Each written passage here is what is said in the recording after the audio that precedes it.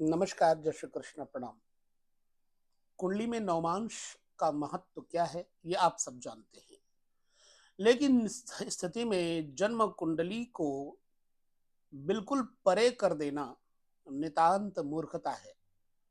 तो जन्म कुंडली यदि बेस है, नवमांश चक्र उस बेस के अंदर कितनी ईंटें हैं, उसका पता लगाता है। आज हम आपको इस चक्र से जो बात बताएंगे वो है व्यय भाव। जन्म कुंडली में व्यय भाव से विचार किन बातों का किया जाता है, 12वां घर। और यदि जन्म कुंडली में व्यय भाव का स्वामी लग्न आदि से होकर के गुजरे तो क्या परेशानियां आती हैं। एक तो यह बात। दूसरा, नवमांश चक्र में क्या वही व्यय भाव का स्वामी वही फल देगा जो जन्म कुंडली में है। तो इसलिए हमने आपके सामने एक चक्र लिया हुआ है, कोई ग्रह नहीं बैठाया हुआ है। पहली बात आपको जान लेना है कि 12वें भाव से किन बातों का, किन विषयों का ज्ञान विचार करना चाहिए। ये बहुत महत्वपूर्ण बात है। जब आप जानते ही नहीं हैं हम कौन से घर से क्या विचार करें, तो आप क्या विचार कर पाओगे। इसलिए 12वें घर से विचारणीय तथ्य क्या है। नींद का अचानक टूट जाना, मन की व्यथा, दोनों पैर, शत्रु से भय, बंधन अर्थात कैद, जेल खाना, दर्द से छुटकारा होगा या नहीं होगा, कर्ज से छुटकारा होगा या नहीं होगा, हाथी घोड़े, पिता की संपत्ति, मकान, शत्रु, स्वर्ग, बैकुंठ, मोक्ष इत्यादि का विचार, शारीरिक विचार बाईं आंख का, जनता की ओर से शत्रुता का विचार यहीं से किया जाता है। शरीर के किसी अंग का भंग हो जाना 12वें घर से विचार किया जाता है। मित्रता का विचार, विवाह का विनाश, नींद में सो जाना, त्याग और अधिकार की समाप्ति, शत्रु का जंजीरों वाला घर, मानसिक बेचैनी, स्वभाव में दीनता का आ जाना, ये 12वें घर का कार्य है। हानि, पिता तथा भाई के सुख के चिंतन का नाश, झगड़ा, क्रोध, शारीरिक क्षति, मृत्यु और अन्य देश में रहना, सर्व प्रकार का व्यय, पत्नी की हानि इत्यादि का विचार 12वें घर से किया जाता है। यानी ये हानि, व्यय, क्षय इत्यादि है। तो जब 12वें घर का स्वामी जन्म कुंडली में जहां बैठेगा उस घर को अभाव ग्रसित करेगा। जैसे 12वें घर का स्वामी 12वें घर में बैठा हो तो जातक को, जैसे मान लो मंगल है यहाँ 12वें घर का स्वामी और मंगल 5वें घर का भी स्वामी है, तो मंगल 12वें घर में बैठ के संतान पक्ष को नुकसान की तरफ ले जाएगा। और 12वें घर की दृष्टि, जैसे यहाँ मंगल बैठा होगा तो भाई के घर को देखेगा, भाइयों से विरोध कराएगा। फिर 7वें दृष्टि से छठे घर को देखते हैं, शत्रु का विनाश कराएगा। ये अच्छी बात है। लेकिन जो 8वीं दृष्टि है पत्नी के घर का हरास करवाएगा। चलिए, अगर 12वें घर का स्वामी लग्न में आ जाए तो व्यक्ति को खर्चीला, अवसाद ग्रसित, मानसिक चिंताओं से व्यथित, अनिद्रा का शिकार हो जाना, व्यर्थ के खर्चों में मन भटकते रहना, किसी न किसी स्त्री के बारे में सोचते रहना।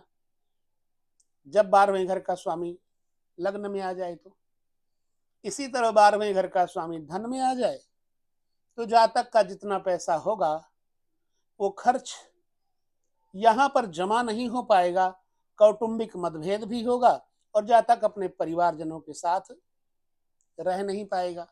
उसे विदेश में रहना या परिवार से अलग रहना ही शुभ फल देगा।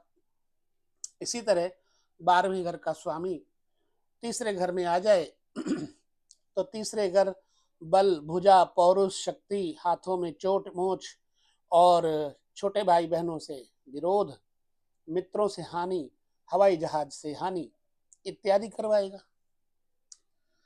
यहाँ का स्वामी चौथे घर में आ जाएगा तो माँ का स्वास्थ्य बाधित करेगा, माँ से विरोध करवाएगा, माँ से ही और व्यापार जो हमारे मकान, वाहन, उनमें खराबी पैदा करेगा।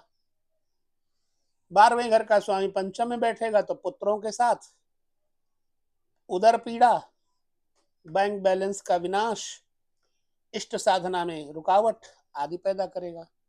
12वें घर का स्वामी छठे में बैठेगा तो शुभ होगा, रोग ऋण शत्रु का विनाश करेगा, व्यय करेगा।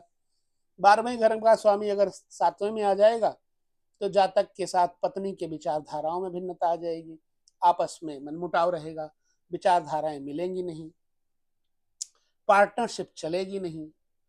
12वें घर का स्वामी अष्टम आ जाए तो भी शुभ फल देगा। 12वें घर का स्वामी नवम में आ जाए तो कुल परंपराओं का विनाश करने वाला जातक व्यर्थ में अपवाद में रह करके आलोचक होगा साधु संतों का, पिता से विरोध करवाएगा। इसी तरह 12वें घर का स्वामी दसम भाव में आ जाए तो व्यापार में हानि, व्यापारी जनों से विरोध, झगड़ा, विवाद और कोई ना कोई कारण से मुकदमा कोर्ट कचहरी में जाना पड़ेगा। 12वें घर का स्वामी जब 11वें घर में आ जाएगा तो जातक अत्यंत खर्चीला और बड़े अच्छे वाले मित्रों के साथ बैर भाव रखेगा, सज्जनों से द्वेष रखेगा। ये है 12 घरों में अगर द्वादश भाव का स्वामी जाए तो फल देता है। अब 12 घर के अंदर एक ऐसा ग्रह है जो द्वादश का नवमांशेष है। यदि 12 घर का स्वामी नवमांश चक्र में लग्न में आए तो लग्नांश बन जाएगा। लग्न में आने पर जातक को जो 12वें जन्म कुंडली में 12वें घर का स्वामी अगर लग्न में बैठेगा तो नुकसान करेगा, लेकिन नवमांश में यदि लग्न के अंतर्गत बैठेगा तो जातक को द्वितीय आयु में उन्हीं कारणों से लाभ होने लग जाएगा। यश, कीर्ति, स्वरूप, स्वाध्याय, स्वास्थ्य, राज कर्मचारी इत्यादि का योग बनाएगा, क्योंकि ये लग्नांश है। इसी तरह से 12वें घर का स्वामी जन्म कुंडली का धन भाव में बैठेगा तो वित्तांश में बैठने के कारण जातक के पास पैसा आएगा नवमांश चक्र के हिसाब से। कुटुंबी जनों के साथ जातक अच्छा व्यवहार करके उन कुटुंबियों को सुख पहुंचाएगा। इसी तरह जन्म कुंडली के 12वें भाव का स्वामी नवमांश चक्र में पराक्रमांश में आ जाए तो ऐसे व्यक्ति के दूसरे अवस्था में बल, पराक्रम, पौरुष जागृत हो जाता है, अच्छे मित्र पैदा होने लगते हैं और हवाई यात्राओं से लाभ होने लगता है। इसी प्रकार 12वें घर का स्वामी चौथे घर में आ जाए तो जातक के दूसरी अवस्था में वाहन, मकान, भूमि, मातृ सुख, मातृ के सरीखा स्त्रियों से स्नेह यानी मातृ स्वरूपा स्त्रियों से स्नेह का भाजन होगा, सो अच्छा फल देगा, सुख की स्थिति मजबूत करेगा। चूंकि हम ये अभी नवमांश में एक ओवरऑल जो चर्चा कर रहे हैं वो केवल आपको परिचय देने के लिए, लेकिन इसको सूक्ष्मतम जानने के लिए इसके बाद जो श्रृंखला आएगी उसमें जरूर आप देखना, जो कि हम उस श्रृंखला को शुरू करेंगे तो नवमांश के बारीकी वाले सूत्र आपको बताएंगे। अगर द्वादश भाव का स्वामी जन्म कुंडली में पंचम में बैठा होगा तो नुकसान करेगा, लेकिन नवमांश में अगर पंचम में बैठा होगा तो जातक को द्वितीय अवस्था में पुत्रों से लाभ, विद्या से लाभ, अचानक धन संपत्ति का लाभ होगा। 12वें घर का स्वामी नवमांश चक्र में यदि छठे घर में बैठा होगा तो जातक को बल, पौरुष, शत्रुओं पर दबाव और रोगों पर जो है नियंत्रण इत्यादि देगा। नवमांश चक्र में यदि 12वें घर का स्वामी सप्तम में बैठा होगा तो जायांश में बैठने के कारण उस व्यक्ति को अपने पत्नी या जीवन साथी से खूब लाभ होगा, सुख होगा। द्वितीय अवस्था में 12वें घर का स्वामी अष्टम में बैठा होगा नवमांश चक्र में, तो जातक को द्वितीय अवस्था में शारीरिक कष्ट इत्यादि देगा। 12वें घर का स्वामी भाग्यांश में होने पर जातक का जो फायदा होगा वो खर्च करने से होगा, यानी दान, धर्म, यज्ञ, ब्राह्मण सेवा, साधु सेवा से लाभ होगा। 12वें घर का स्वामी कर्मांश में आ जाए तो ऐसा जातक खूब अच्छा व्यापार, उद्योग धंधे करके द्वितीय अवस्था में यश, कीर्ति कमाता है। इसी प्रकार 12वें घर का स्वामी लाभांश में आ जाए तो जातक को व्यय की अपेक्षा नवमांश चक्र से पता लगता है कि उसको व्यय के साथ ही लाभ होगा। अपने बड़े अच्छे ऑफिसरों के साथ उसकी खूब बनेगी, निरंतर उसको लाभ की प्राप्ति होती रहेगी। तो ये एक ओवरऑल जन्म कुंडली का सूत्र मैंने आपको बताया कि जन्म कुंडली में जब द्वादशेश 12 घरों में बैठेगा तो क्या फल देगा।